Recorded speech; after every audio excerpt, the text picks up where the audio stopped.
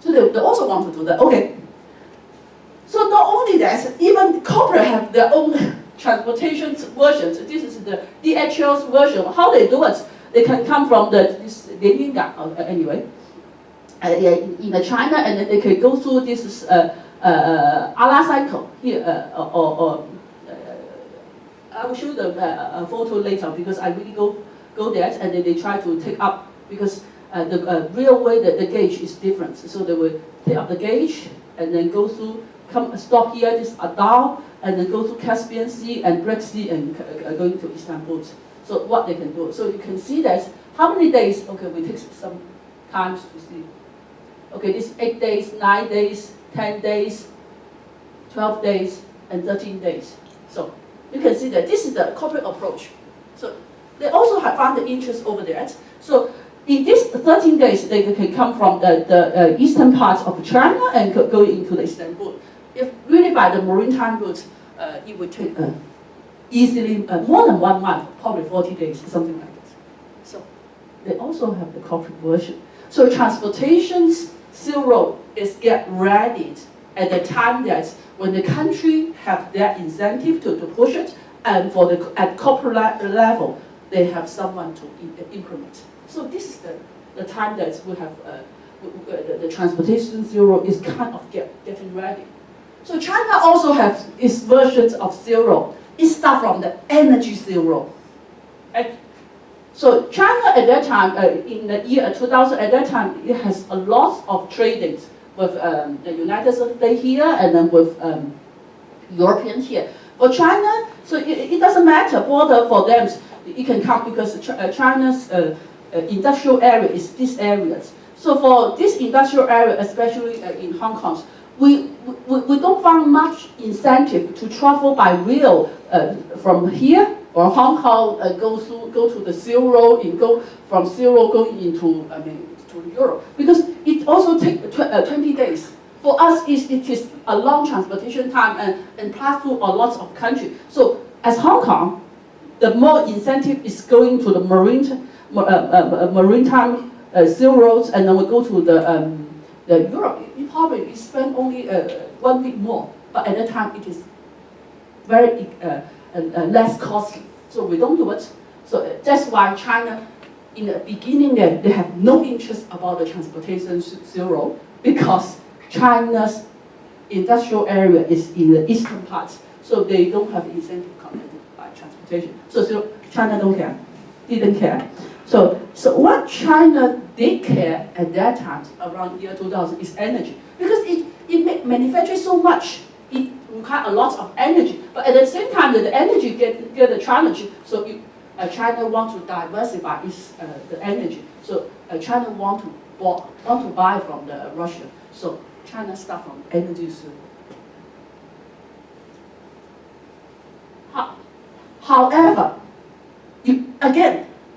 United States change this in the orientation. What happens? It also comes from the year 2008. At that time, we have the global financial crisis. When have the crisis that suddenly China came up to appear to rescue the world because it has a lot of money, try to make a lot of investment to do it.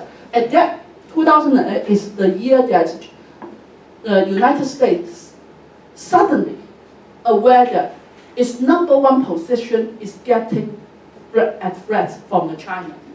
So from 2008, United States still is the #1 in the world, and by far is the #1 in the world. So, but according to the history of the #2 in the world is never easy.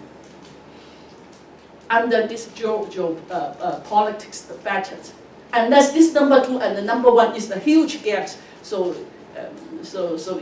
the #1 would not take any measure. But in the history, who is the #2 in the world? I mean, since the World War II, the first #2 in the world is Russia, Soviet Union. You can see how Soviet Union get the outcomes, the result of the Soviet Union. And another #2 in the world, do you know which one? after the Soviet Union, former Soviet Union, is Japan.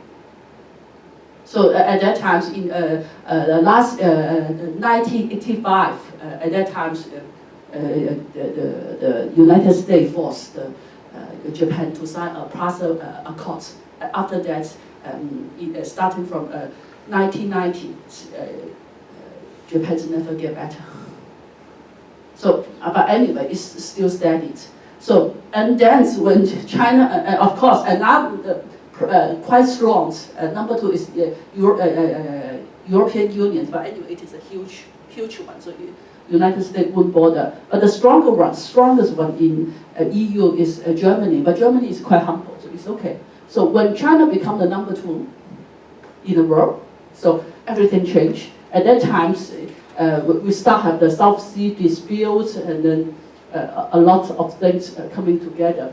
And United States found that the rise of China is because economics. So how China at that time, in Hillary times, the Obama time, is that they want to use the trade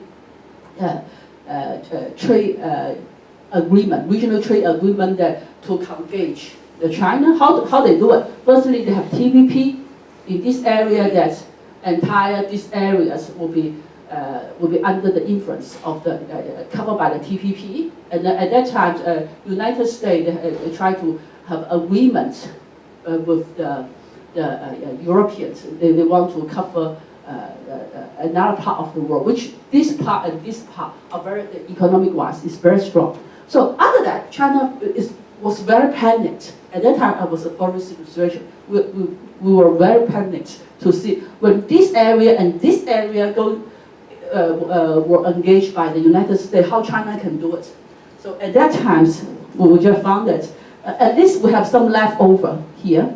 So this leftover, in fact, are the so-called the Belt and Road country right now. So you can, that is the way that China, you make friend with left behind. So this is the way that how Belt and Road come from. So that's the reason that when President Xi Jinping, he proposed the zero economic belt, this overland part in Kazakhstan, and 1 month later he announced the maritime zero in Indonesia. So it becomes the One Belt One Road. So this is the backdrop. So we try to see. So at the beginning, we try to see how, from the historic background, that actually this idea, it is not very new. But why? But it makes sense in these times for China, because that is the only way out, or probably the best way out for President Xi Jinping. So for those Chinese students, that yes, so sometimes in the media they always say, oh, how smart, how great our president it is. I think, well, so it might be a little bit from my own perspective, it might exaggerate a little bit more. But when we go back to his moments, at that time, it is the most smart decision he can come out. It is the best one. Or probably, I wouldn't say the most, it is the most feasible idea that he can do it. If he can't propose the One Belt One Road, Belt and Roads, at that time that China is really will be out, quickly be out of the number two. So for the Chinese, I know many of Chinese and Hong Kong students, they say, wow, what is the Belt and Roads? But it is a political propaganda. It is ambitions of one Chinese leader. So when we really go into the detail, when we really go into the backdrops from the history, we will find that it is a making sense proposal. So I probably think this is the only way out. So it just happened. This idea is called Belt and Road, One Belt One Road whatsoever. It can have different names, but it is the way out. So how to do it? Is that they are going to build the 6 corridors. Okay, 1, 2, 3, 4, 5, 6. To develop over there. So when the first time when I come across that proposal, that policy paper, at that time I said, why Why we need 6 corridors? We can have less corridors. We don't need so many.